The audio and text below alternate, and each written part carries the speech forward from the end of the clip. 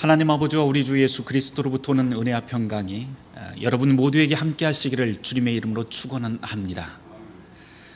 주님 오심을 기다리는 대림절 둘째 주일입니다. 오늘 우리가 함께 읽은 복음서 말씀은 누가복음 3장에 나오는 세례 요한의 이야기인데요. 저는 오늘 이 본문을 묵상하면서 사실은 그동안 전혀 관심이 없었던 누가복음 3장 1절 2절 말씀을 묵상하면서 오랫동안 거기에 멈춰 섰습니다. 제가 한번 읽어보도록 하죠. 디베리오 형제가 통치한 지 15해 곧 본디오 빌라도가 유대의 총독으로, 헤롯이 갈릴리의 분봉왕으로, 그 동생 빌립이 이두레와 드라고니 지방의 분봉왕으로, 루사니아가 아빌레네의 분봉왕으로, 안나스와 가야바가 대제사장으로 있을 때에 하나님의 말씀이 빈들에서 사가랴의 아들 요한에게 임한지라 라고 되어 있습니다. 사실 방금 읽어드린 이 구절은 성경에 꼭 이런 게 필요할까 그런 생각이 들 정도로 좀 지루하고 장황하게 보이는 구절일 수 있습니다. 하지만 읽어보면서 기껏해야 누가복음서 기록자가 역사에 참 관심이 많았구나 하는 정도, 그 정도로 넘어가는 구절이기도 하지요. 그런데 가만히 생각해 보니 사실 이 구절은 은근슬쩍 넘길 일은 아닌 것 같습니다. 역사를 밝히고 있는데요, 역사의 시점과 그 정황을 밝힌다고 하는 것은 우선 예수 그리스도의 이야기가 만들어진 이야기가 아니라 실제 사건, 매우 구체적인 세계 속에서 일어난 사건이라고 하는 것을 이런 식으로 밝히고 있는 것이죠. 그런데 더욱이 방금 읽은 이 구절을 다시 한번 자세히 살펴보면 단순히 시간이나 어떤 역사적인 사실관계만 알리는 게 아닌 것 같습니다. 왜냐하면 여기 나열된 그 황제와 지명, 그리고 왕의 이름들을 가만히 들여다보면 이 안에 숨겨진 그 당시에 아주 교활하던 정치 역학 구도가 보이기 때문입니다.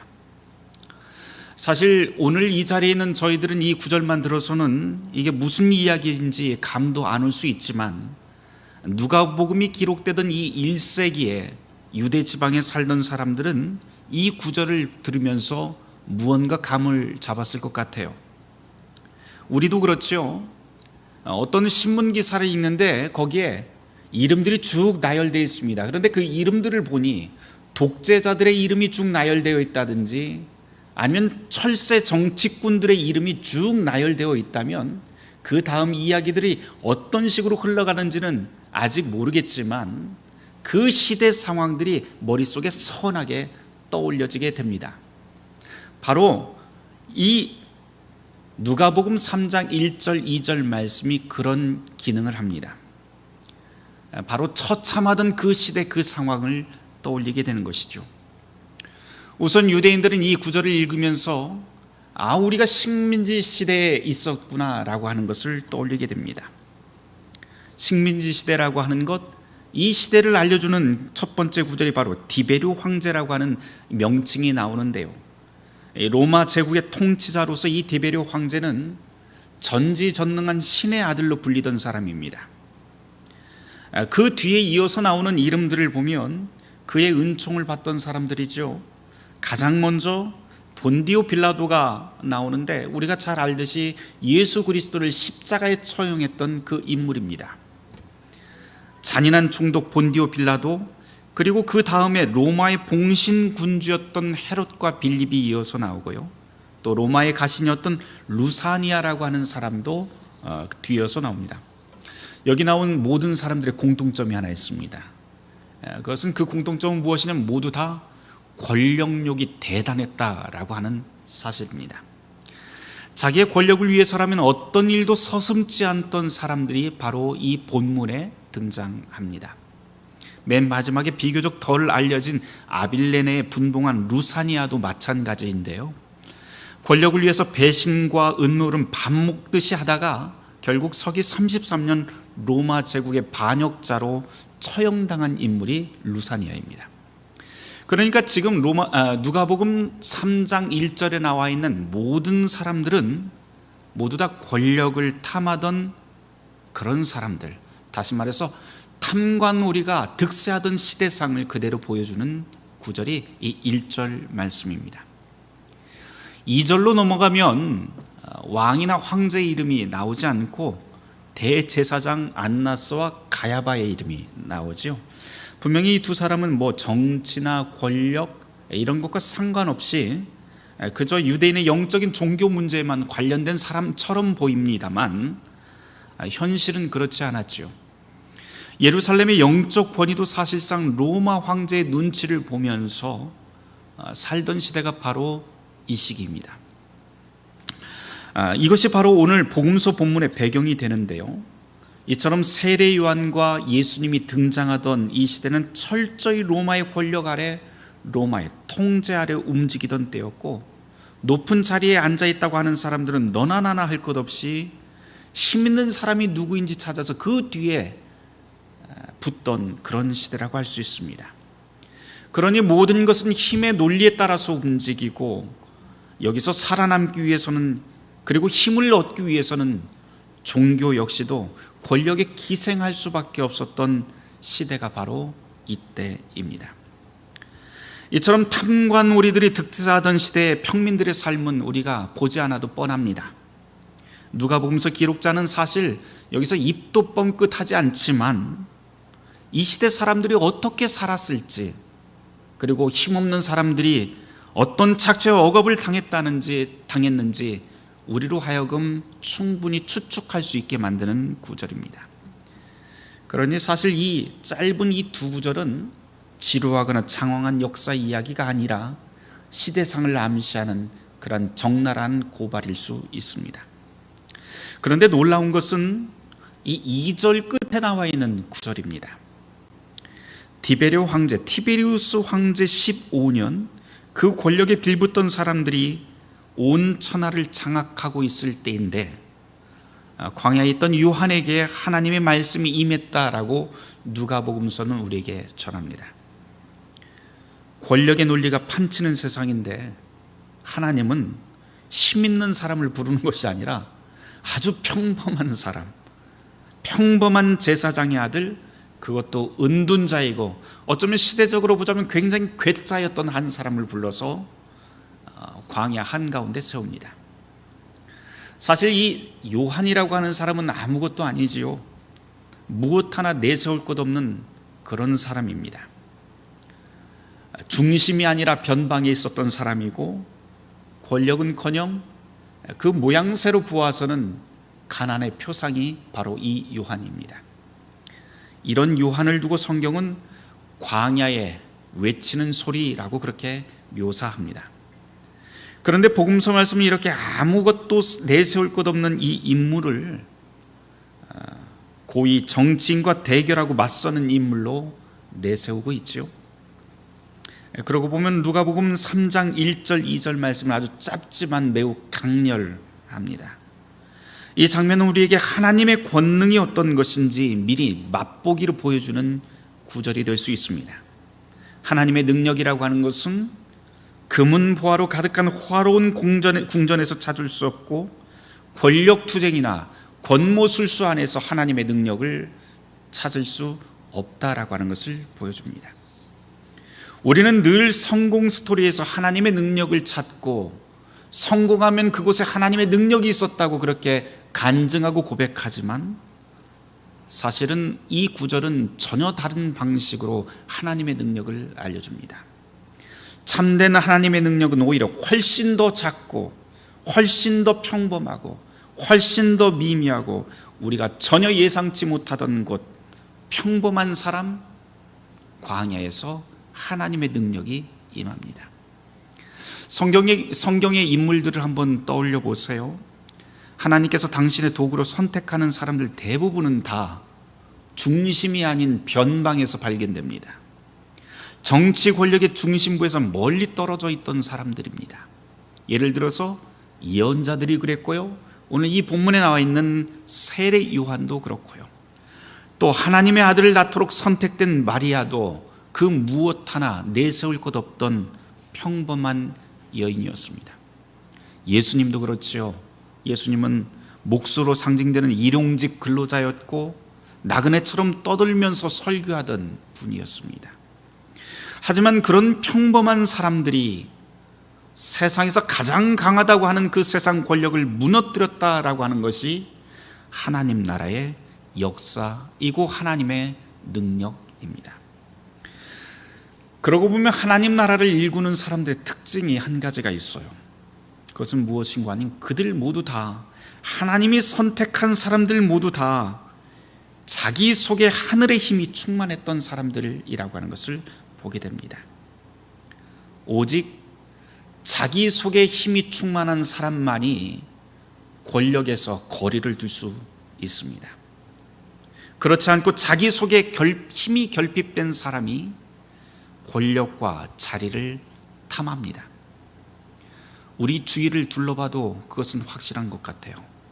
우리 주변에 누군가가 권력과 자리를 탐하면서 자기 자리에 연연하고 기회가 있을 때마다 서열의식을 강조하고 자기 존재감을 그런 식으로 뽐내려고 하는 사람이 있다면 사실은 그 사람은 자기 속에 힘이 결핍된 사람입니다. 신앙의 역사는 그 반대를 이야기해 줍니다. 자기 속에 힘이 충만한 사람, 즉 하늘의 힘이 자기 안에 충만한 사람은 모든 것 이상으로 하나님을 두려워하고 모든 것 이상으로 하나님을 사랑하고 모든 것 이상으로 하나님을 신뢰합니다. 세례 요한이 바로 그런 사람이죠. 우리 본문으로 다시 들어와 보도록 하죠. 지금 세례 요한은 하나님의 능력과 그의 말씀을 적극적으로 선포합니다. 이 세례 요한의 설교를 가만히 들어보면요, 사실 어떤 면에서 정치적인 설교는 아닌 것 같아요. 그런데 그의 설교는 힘의 논리가 지배하던 그 유대 사회를 통과해 들어갑니다. 꿰뚫고 지나가죠. 그래서 정치 권력이 있던 그 사회 속을 뒤흔들기 시작을 합니다. 요한의 메시지가 울리던 곳이 요단강 부근이에요. 그런데 이 지역은 유대, 갈릴리, 아빌레네 같은 곳이었고 모두 다 우리가 누가복음 3장 1절에서 함께 읽었듯이 권력 추구형 통치자들이 지배하던 땅들입니다. 게다가 다 요단강 주변 지역들은 로마의 지배 아래 있던 땅이죠. 그러다 보니 이 모든 곳들은 소위 우리가 말하는 왕좌의 게임이 한창 진행 중이던 그런 땅이라고 할 수 있습니다. 그런데 하필 이렇게 정치 권력과 음모가 판치는 그 땅 한가운데 하나님은 요한이라고 하는 별 볼 일 없는 사람, 그 한 사람을 떡하니 그 안에 딱 세워놓습니다. 그리고는 그 한 중심에서 하늘의 뜻을 선포하게 만듭니다. 이제 요한이 무슨 설교를 하는지 한번 주의 깊게 들어보시길 바랍니다. 그는 이렇게 설교합니다. 주의 길을 준비하라. 로마 황제나 정치 권력자들의 뒤에 줄 서지 말고 오직 하나님의 뜻과 하나님을 위한 길을 준비하라고 외칩니다. 이 당시 상황을 우리가 염두에 두고 이 구절을 읽는다면 사실 이 설교는 권력자들을 향한 공격이고 제국에 대한 공격이라고 할 수 있습니다. 요한의 공격적인 설교가 계속 이어지는데요, 선지자 이사야의 예언을 빌어서 이렇게 선언합니다. 누가복음 3장 4절 6절 말씀입니다. 너희는 주의 길을 준비하라. 그의 오실 길을 곧게 하라. 모든 골짜기가 메워지고 모든 산과 작은 산이 낮아지고 굽은 것이 곧아지고 험한 길이 평탄하여질 것이요 모든 육체가 하나님의 구원하심을 보게 될 것이다. 이 선언은 매우 급진적이고 위험한 말입니다. 정부에 있는 권력자가 꼬투리라도 잡는다면 곧바로 처형당해도 이상하지 않을 만큼 높은 수위의 발언이지요. 실제로 우리는 요한이 나중에 이렇게 죽게 된다고 하는 것을 너무 잘 알고 있습니다. 하지만 요한은 자기의 앞날이 어떻게 되든지 간에 거침없이 하나님의 말씀을 전하게 됩니다. 왜요? 바로 자기 안에 충만한 힘이 있었기 때문이죠. 그 힘이 그를 용기 있게 만듭니다. 요한의 메시지는 요단강 주변 지역에서 듣던 사람이든 사실 오늘 이 시대의 우리든 간에 그의 말을 듣는 모든 사람에게 주님 오심을 기다리는 자세가 절대 소극적일 수 없다, 절대 수동적일 수 없다라고 하는 것을 보여줍니다. 요한은 지금 주님이 오신다고 하는 소식을 긴급히 전합니다. 그리고 그 외침은 공허한 메시지가 아니라 매우 구체적이지요. 세리, 군인 할 것 없이 아주 구체적인 삶의 방식을 말을 합니다. 그러면서 요한은 이렇게 외칩니다. 너희는 주의 길을 예비하라. 그의 오실 길을 평탄케 하라. 모든 골짜기를 높이고 모든 언덕과 산을 낮추며 굽은 것을 곧게 하고 고르지 못한 것을 평탄케 하라. 주의 길을 준비하기 위해서 산과 골짜기, 험하고 굽은 길을 평탄하고 곧게 하라 라고 하는 이 구절은 사실 여러 모양으로 우리가 해석할 수 있을 것 같습니다. 우선 저는 이 구절을 읽으면서 이게 개인에 관해서도 이렇게 해석할 수 있겠구나, 우리 인권에 관해서 함께 생각할 수 있을 것 같습니다. 하나님은 누구나 다 인간을 하나님의 형상으로 창조하셨죠. 그러니 사람은 누구나 다 고귀한 존재입니다. 갓난아이로부터 노인, 부한 자나 가난한 자, 건강한 자나 병든 자, 국적과 문화, 피부색을 가릴 것 없이 우리는 모두 다 살아있는 그 생명 그 자체로 존귀하고 고귀한 존재입니다. 하지만 우리가 사는 사회는 그렇지 않죠. 빈부격차, 직업과 신분의 격차, 나이와 출신 성분에 따라서 구분하고 차별하는 세상을 우리는 살아갑니다. 심지어 초등학생들조차요, 너 어느 아파트 살아? 라고 하는 것으로 서로 친구들을 가려서 친구 맺기를 한다고 합니다. 우리는 그런 사회를, 그렇게 삐뚤어진 사회를 살아갑니다. 세례자 요한을 통해서 선포되는 이 말씀을 한번 들어보세요. 주님 오시기를 기다리는 사람이라면 모든 높이와 굽은 것, 차별의 시선들을 곧고 평탄케 펴는 일에 참여해야 한다라고 그렇게 선언합니다. 이것이 바로 주의 길을 준비하는 모든 그리스도인들의 자세입니다. 인권의 문제, 하나님 형상이라고 하는 이 인권의 문제뿐만 아니지요. 사회적인 문제로도 우리는 이 구절을 읽어 내려갈 수 있습니다. 하나님의 백성인 우리는 하나님 나라의 가치인 생명, 정의, 평등, 평화를 이 땅에 일구도록 우리는 부름받았습니다. 그런데 우리가 살아가는 세계의 현실은 여전히 하나님 나라에서 너무 거리가 멉니다. 땅, 그리고 돈, 이런 모든 것들이 특정 부류에게 편중되어 있고 가난한 사람과 환경이 희생당하고 있는 이 현실이 우리에게는 이미 공공연한 사실로 받아들여지고 있습니다. 별로 문제 삼지도 않습니다. 누가복음의 이 표현을 빌면 우리 주변에 사는 계속 높아지고 우리 주변의 계곡은 점점 더 깊어지는 것이죠. 우리 교회 창문 너머를 보기만 해도, 눈만 돌려도 확인됩니다. 우리가 서울역 주변에 교회가 서 있는데 우리 주변을 보면 위풍당당한 빌딩 숲으로 가득 찹니다. 하지만 그 빌딩 숲 사이사이 후미진 곳을 한번 보면 여전히 노숙인들이 종이 박스를 손에 들고 잠자리를 찾고 있고, 허물어져가는 여관 골목 사이로 힘겨운 삶의 그림자가 드리워져 있습니다. 이런 세계 속에서 우리의 교회는 도대체 왜 있는 것일까요? 교회는 끼리끼리 즐겁고 행복하라고 소집된 그런 클럽하우스가 아닙니다.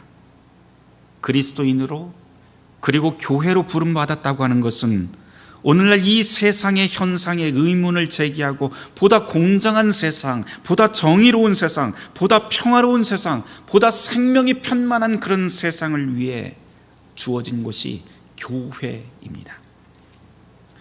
소수의 특권층만 위한 그런 모임이 아니라 경계에 넘어 모든 육체가 하나님의 구원을 봐야 할 것이고 또 보도록 하는 것이 교회의 사명입니다.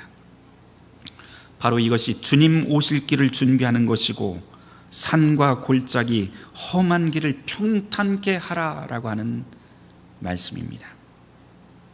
저는 이 요한의 메시지가 예나 지금이나 힘 있는 사람, 성공한 사람들에게 받아들여지기 절대 쉬운 말씀이 아니라고 하는 것 잘 알고 있습니다. 하나님의 말씀은 권세와 권위, 특권을 가진 사람들에게 질문을 던집니다. 요즘 정치인들, 권력가들, 심지어 기독교적 가치에 따라서 행동하는 척하며 예배에 들락날락거리는 정치인들, 사실 그들에게 이 요한의 메시지는 매우 거슬리고 불편한 말입니다.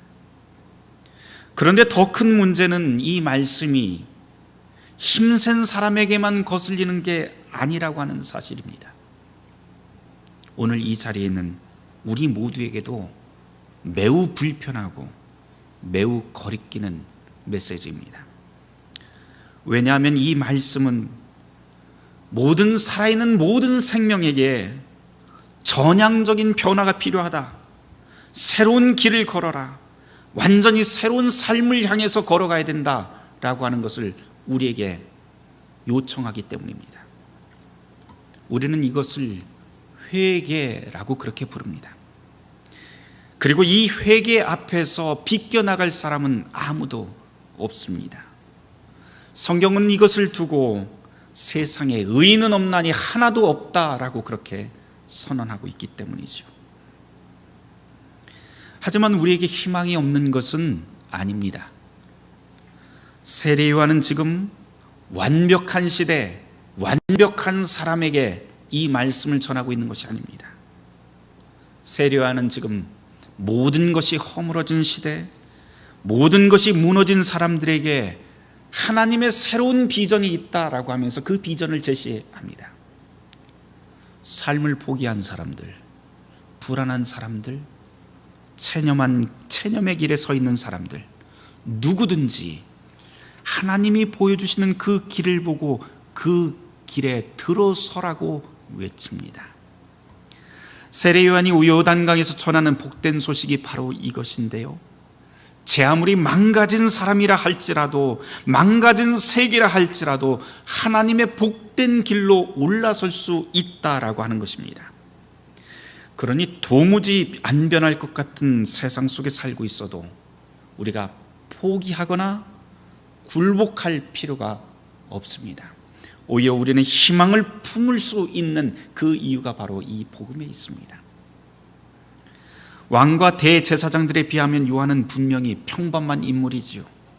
하지만 그 속에 충만한 하나님의 말씀이 채워진 후에 그는 요단강의 모든 지역을 거침없이 드나듭니다. 그 모습을 제가 상상을 해보니 굉장히 건방진 것 같아요. 왕들이 지배하는 그런 통치의 땅을 아무것도 없는 사람이 막 거침없이 드나듭니다. 매우 건방지게 보이는데요, 하지만 아무 권력이 없는 이 요한이 권력자의 땅을 그렇게 건방지게 들어갔다는 사실이 우리에게 참 위로와 힘이 됩니다. 그 말은 곧 힘의 논리에 엉겨 산 우리의 존재, 우리의 경험 한가운데로 하나님의 메시지가 우리 안에도 들어올 수 있다라고 하는 그런 징조이기 때문입니다. 하나님의 말씀으로 충만한 세례 요한은 이 메시지가 우리 안에 들어와서 불쾌한 방식으로 우리 속을 만지고 우리 속을 뒤집어 놓을 수도 있습니다. 그러면서 우리의 가치관, 인생관을 송두리째 박살내버릴 수도 있습니다. 그런데 그의 외침이 절대 불쾌하거나 기분 나쁘지만은 않습니다. 우리가 사는 세상은 늘 돈과 권력, 그리고 정신을 온통 혼미케 만드는 잡다한 소리들로 가득합니다. 그 속에 우리는 휩쓸려 삽니다. 어디로 가는지, 어디가 도대체 바른 길인지 아무것도 모른 채 우리는 그냥 살아갑니다. 그런데 요한을 통해서 전해지는 이 하나님의 메시지는 우리의 운명을 지배하고 결정하는 건 성공과 권력의 논리가 아니라 전혀 다른 것이다 라고 그렇게 외칩니다. 우리의 모든 것을 결정하는 것은 바로 하나님의 능력이라고 하는 것을 가르쳐 줍니다.